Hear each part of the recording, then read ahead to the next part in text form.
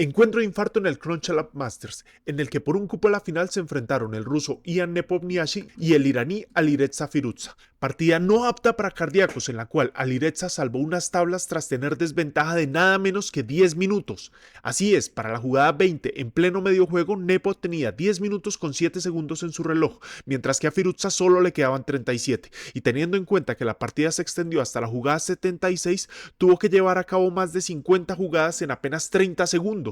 Por supuesto, los obsesivos del bullet dirán que 30 segundos es tiempo de sobra, pero en este caso era tanta la diferencia en tiempo que, teniendo en cuenta el nivel del rival, cualquier imprecisión hubiera resultado en la derrota. Sin más preámbulo, vamos a ver la partida. D4, D5, C4 y Alireza decide declinar el gambito con E6, entrando a la defensa ortodoxa.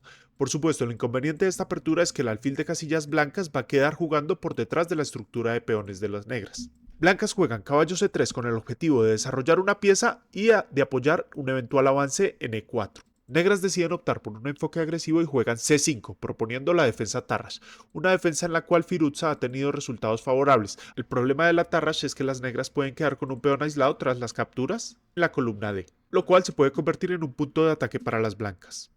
Aunque aquí es posible jugar para blancas tanto E3 como caballo F3, la línea principal sigue siendo la captura. Negra C por D5, línea principal. Sin embargo, aquí también existe la posibilidad de jugar C por D4, lo que se conoce como el gambito von Henning, en la cual se entrega un peón a cambio de desarrollo. En este caso, la partida podría continuar dama por D4, caballo C6. Por supuesto, las blancas no pueden capturar el caballo ya que se estarían dejando la dama, por tanto tienen que retroceder a D1 y ahora sí, negras pueden capturar con peón, blancas recapturan con dama. Por supuesto, las negras no quieren simplificar el juego ya que están un peón abajo, por lo que intentan conservar la dama.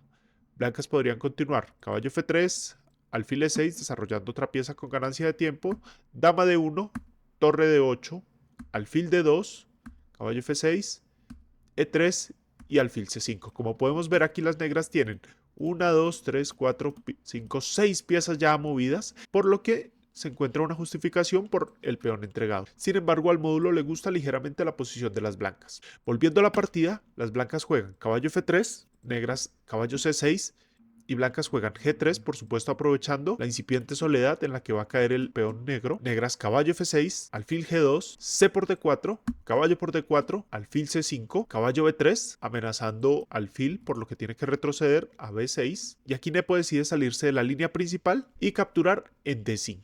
Lo más usual en este caso es simplemente enrocarse o incluso caballo A4, con la idea de no abrir el centro hasta que el rey esté asegurado. Sin embargo, esta es la primera decisión que ocasiona que Firouzja se gaste un par de minutos decidiendo qué hacer a continuación. Finalmente decide jugar fil E6, caballo por B6, dama por D1, rey por D1 y posteriormente recaptura el caballo que está amenazando a la torre. Estas son posiciones de mucha sutileza en la cual cualquier error puede decidir el final. Por ejemplo, una jugada como alfil por B3, aunque en apariencia es posible, deja a las negras en un final perdido, como se puede ver en la siguiente variante. A por B3, torre D8 jaque, rey C2, A por B6, alfil por C6, jaque, B por C6, alfil G5 clavando el caballo, H6, alfil por F6, destruyendo la estructura de peones de las piezas negras, G por F6, torre de H a D1, torre por D1, torre por D1. Y se ve como el negro tiene 3 islas de peones que serán más fáciles de atacar. Entonces, tras peón por caballo, rey C2,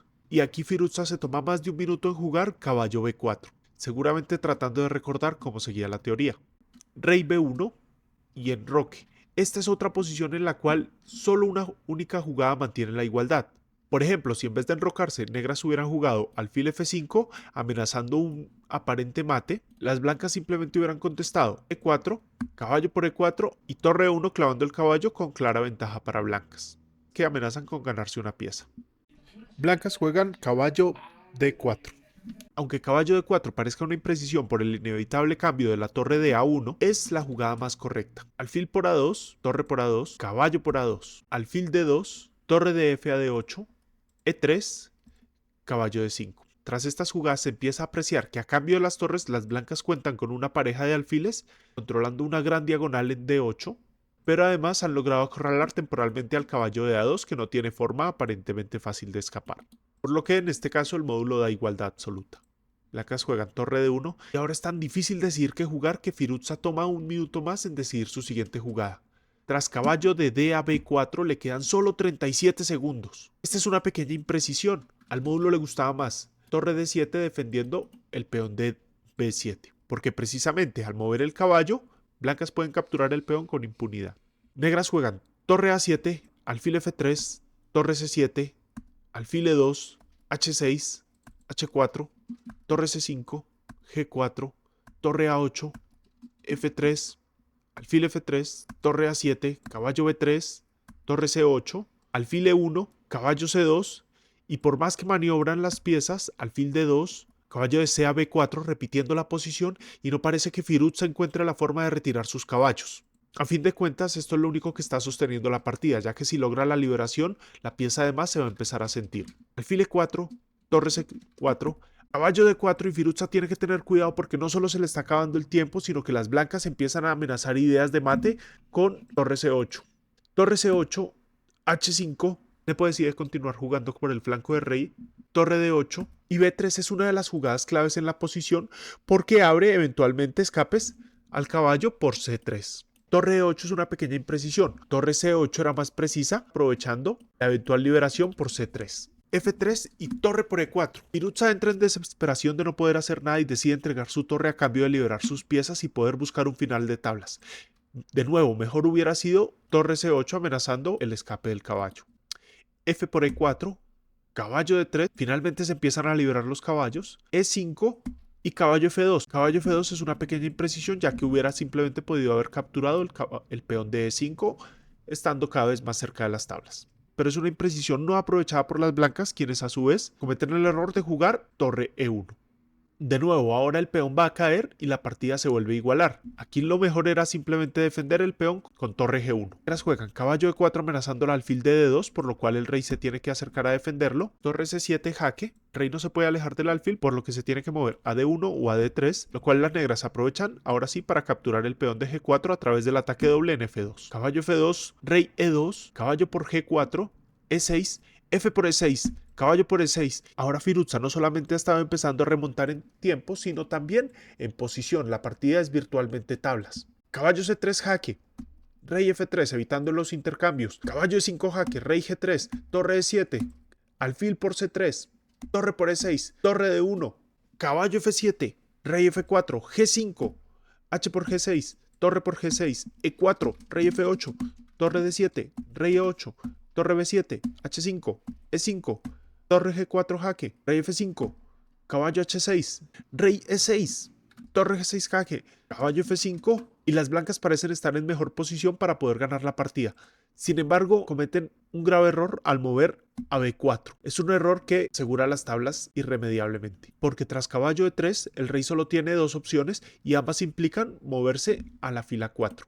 Negras pueden jugar torre G4 amenazando en rayos X al alfil de B4 y finalmente entrando en unas tablas teóricas.